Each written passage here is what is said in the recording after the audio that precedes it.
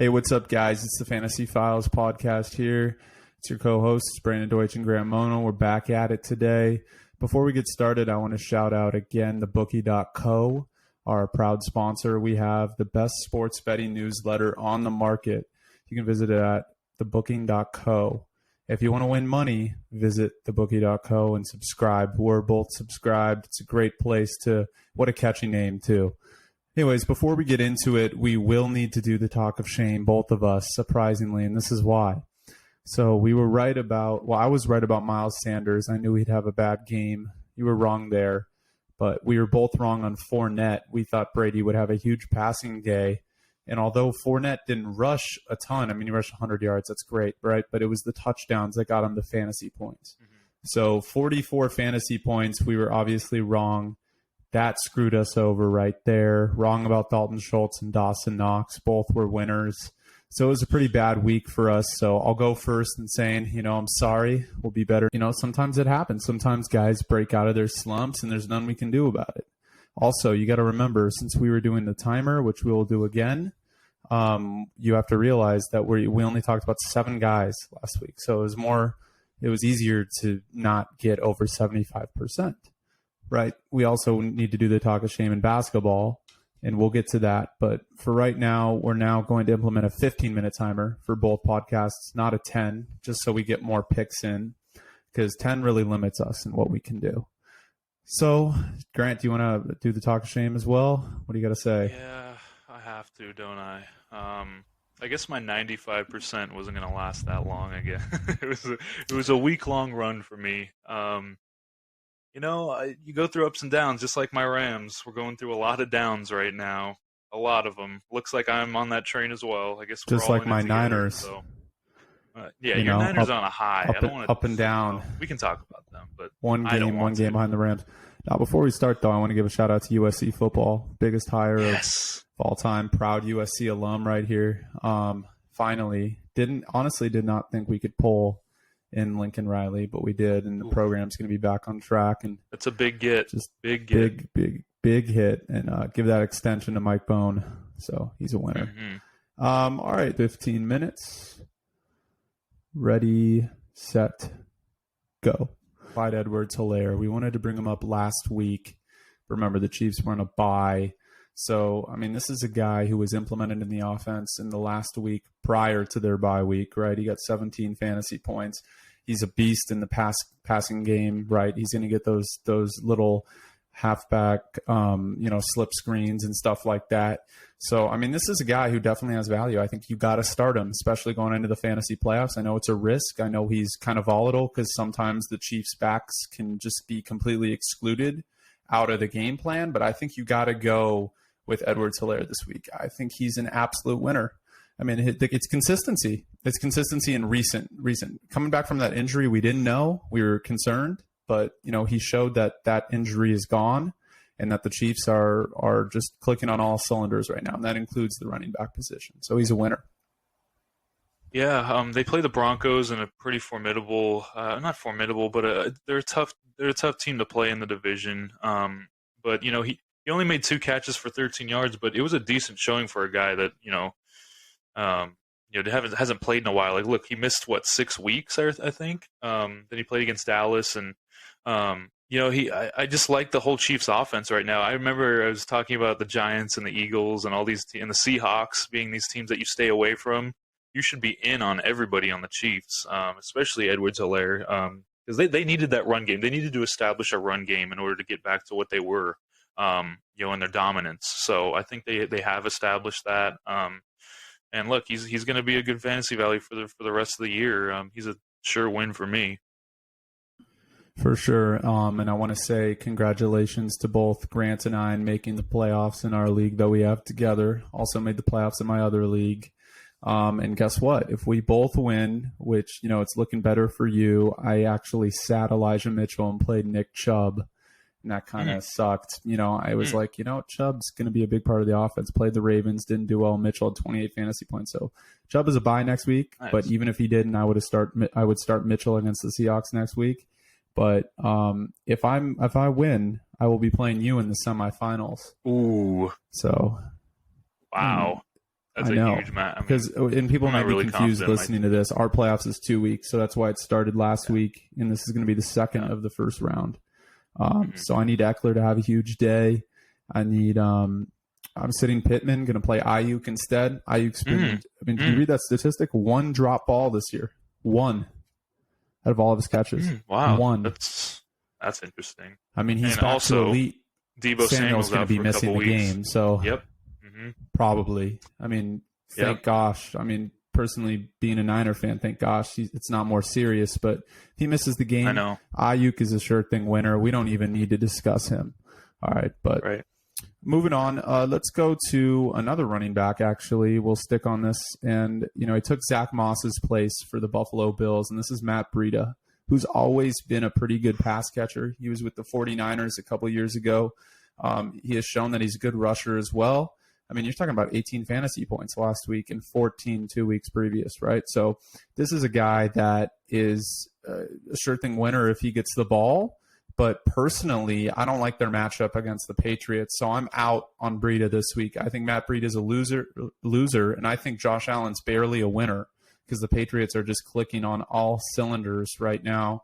The Patriots win this game. This is a big game, and Breida's just not going to get the production that he would get against any other team. He's a loser for me. You can book it. I'm going to disagree with you and say he's going to have a significant role, just because I think the Patriots are going to. I mean, look, Josh Allen hasn't looked the same. We can all kind of agree with that. He had kind of a bounce back game where he looked pretty decent for a game or two here, but it's kind of like the Bills are stagnant a little bit. They had a good win, but this is a huge matchup for playoff implications, for division implications. I think they need to establish the run. I mean, we all know what Josh Allen can do when he's on, but look, they scratched Zach Moss. It was a healthy scratch. It wasn't even like he got injured. They scratched him for Breida, and it looks like he's the best one on the roster at this point. So I think he's going to – I mean, look, I'll say he's like a flex option. I wouldn't say he's like an RB1, RB2, but if you need a guy to slot into your flex, yeah, put him in there because I think that he's looked the best out of all of them. He's put together a few solid performances, so the numbers won't pop out at you, but I think he'll do a lot of everything enough to give you a good solid stat line in your fantasy. So I think he's a winner this week. Yeah, I mean, I can see why you think that. He's been super consistent. Again, we base these picks off consistency. All right, we got around 7.5 minutes here. Let's go into a tight end, and this is really interesting. This is a tight end that salvaged his fantasy day with a touchdown at the end of the game. The Chargers have looked awful, but this is Jared Cook, if you hadn't figured it out yet.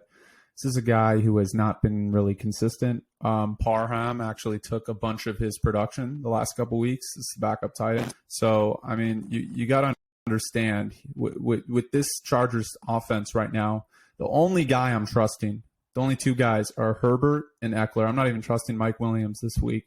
So I'm out on Jared Cook as he's sometimes a touchdown machine, right? You never know with this offense. This offense could score 45 points. It could score 13 like it did last week. We don't know. I'm out on him, but he's a fringe tight end because this is a guy 50% of leagues. So this is a start for some people. I had to start him in my other league because Kelsey had a bye. I did too. And, I got lucky. I actually won because I had to start Odell too. And I was like, I'm going to lose. Cook and Odell are having awful games. Both got a touchdown within 5 minutes of each other. And I won barely. So I had Tyreek Hill and Travis Kelsey out. That was the playoff week, that I had to sit my first round of the playoffs. I had to sit Tyreek Hill and Travis Kelsey, and I still won. Thanks, Josh Allen, for after those 2 picks, 4 touchdowns. But nonetheless, this is a guy that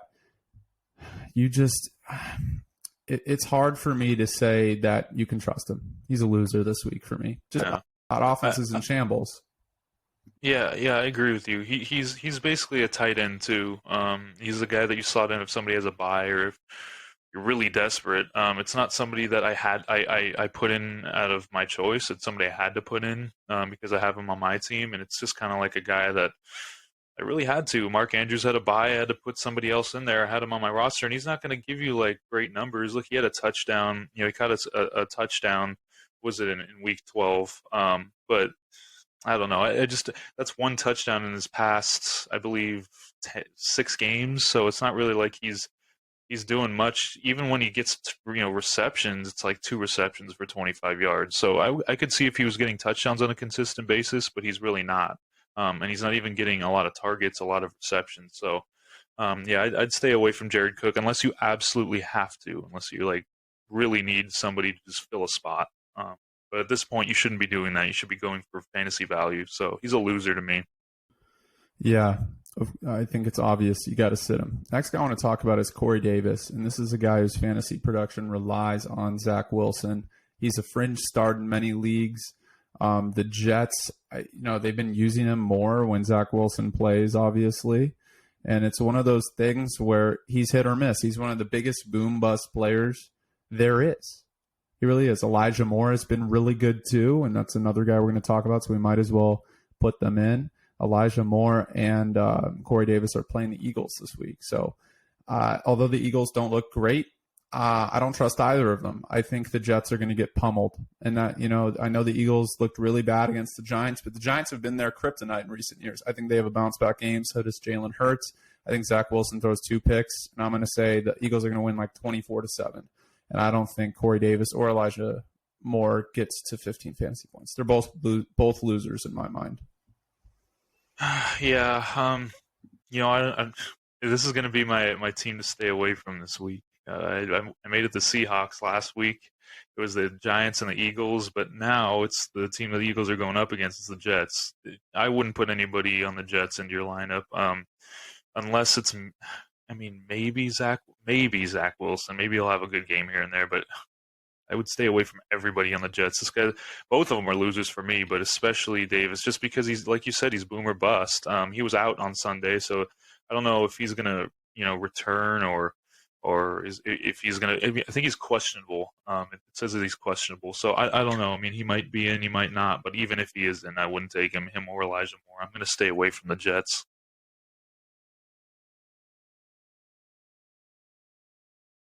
So Tevin Coleman as well. Stay away from loser. Yes, I agree. Tevin Coleman. Everybody on that. Everybody on the Jets. Okay, we'll go a couple more guys. Let's go to Kendrick Bourne. This is interesting because Kendrick Bourne is a fringe start in all leagues, right? He had 24 fantasy points 2 weeks ago, or 3 weeks ago rather. 2 weeks ago he had 5 fantasy points, and this last week he had 23. Mac Jones and the Patriots are clicking on all cylinders. He obviously likes Kendrick Bourne. Jacoby Myers has only 1 touchdown or 0. I think he might even have 0 touchdown passes this year. He doesn't like Myers in the red zone. Myers is also a great play just because he gets those receptions. He's not going to get you a touchdown, that's for sure. Mac Jones literally only throws to Nelson Aguilar, Kendrick Bourne, or Hunter Henry in the end zone. Nobody else. He does not throw to anybody or the running back, whoever, one of the big 3 who's playing running back, because no one ever knows who. Ramondre Stevenson, Damian Harris, and Bolden. No one ever knows which one's going to play running back.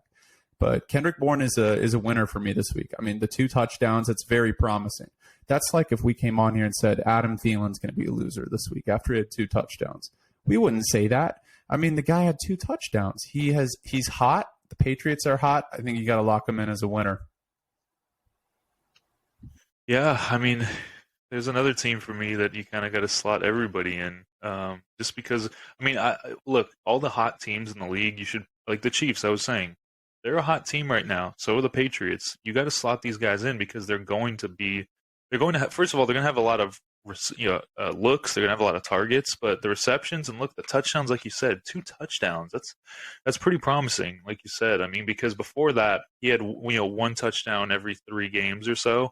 He has the ability to put up. He hasn't put up a 100-yard receiving game yet, but he has put up 98, 96, 75, which is really good. And now that they're going to kind of look for him in the end zone. Look out for a 100-yard game. Look out for a high point game. Look out for it. I think he's a winner. Yeah. I know they're playing the Bills, but they've looked dominant. I don't think the Bills will even be able to stop them. It'll be they look down. I think they take that game too. The Patriots? I think the Patriots take that game. I agree with you. Let's go to David Montgomery, and this is a guy who many people drafted in the 4th or 5th round, right? This is one of the guys in the backfield on a team that has a really good rushing attack because they can't do anything else, right? Except throw to Mooney. Mooney's been great. We don't even talk about him. But David Montgomery had 10 fantasy points That's very concerning for owners of David Montgomery. Very concerning. And it really questions his trust, right? They're playing the Cardinals. The Cardinals are going to have everyone back, it looks like. I mean, almost everyone back. Maybe not Murray, but they're going to have Hopkins. They're going to have some defensive players that were missing back.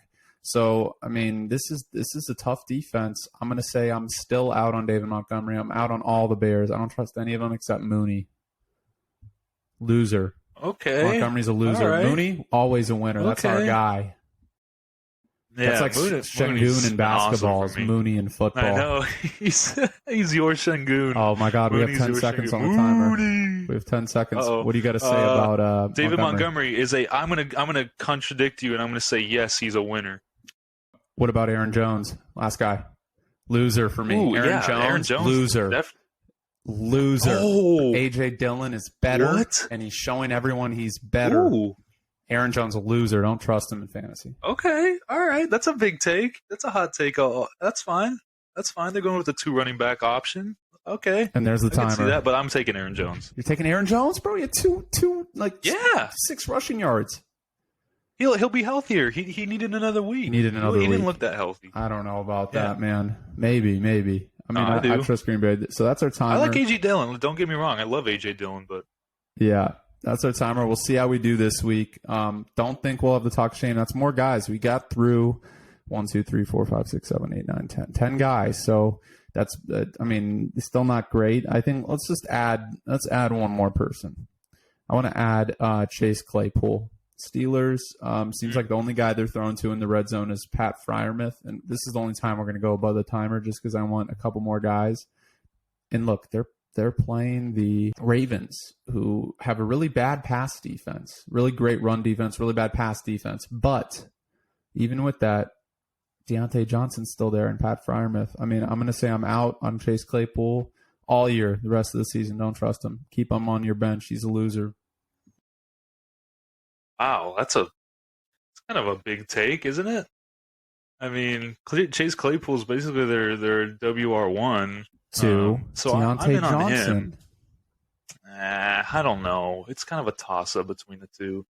But yeah, I don't like Pat Freiermuth. I mean, he had a couple of good games. I mean, what was that? It was like a Sunday night game or something that he had 2 touchdowns that everyone's losing their minds like he's the next Heath. But no, he's kind of come back to earth.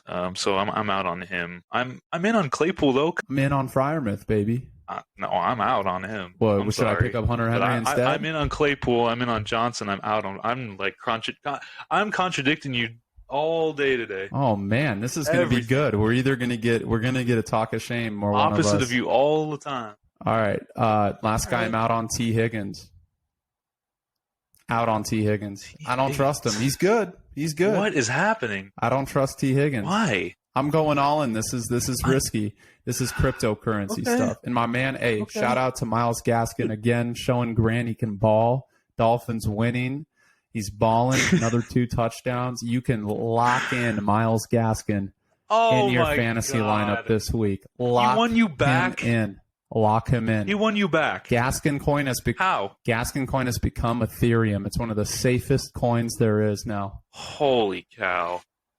Just because he had 1 good week? 6 good weeks. No. 6 good weeks in a row. 6 good weeks in a row. And he's playing Spro. I'm not buying. Huh? He's playing the Giants. I know the Giants got a good defense, but who cares? No.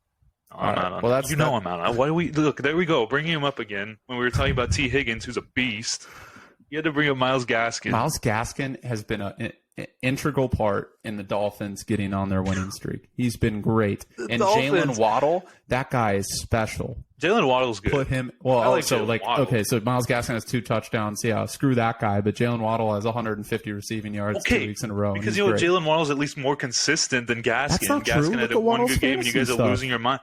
In recent memory, he's been good. In the beginning of the year, Waddle was averaging 4 fantasy points to 10. The beginning. Yeah, well, but Gaskin's been 16, Gaskin has 16, been doing it up 16, until this week. 16.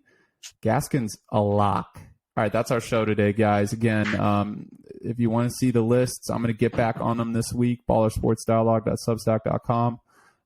Give you some analysis of the players and their matchups. And yeah, we're your co-hosts, Brandon Deutsch, Graham Mona. This has been the Fantasy Files podcast. Thank you for listening. Football Week 13 edition, baby.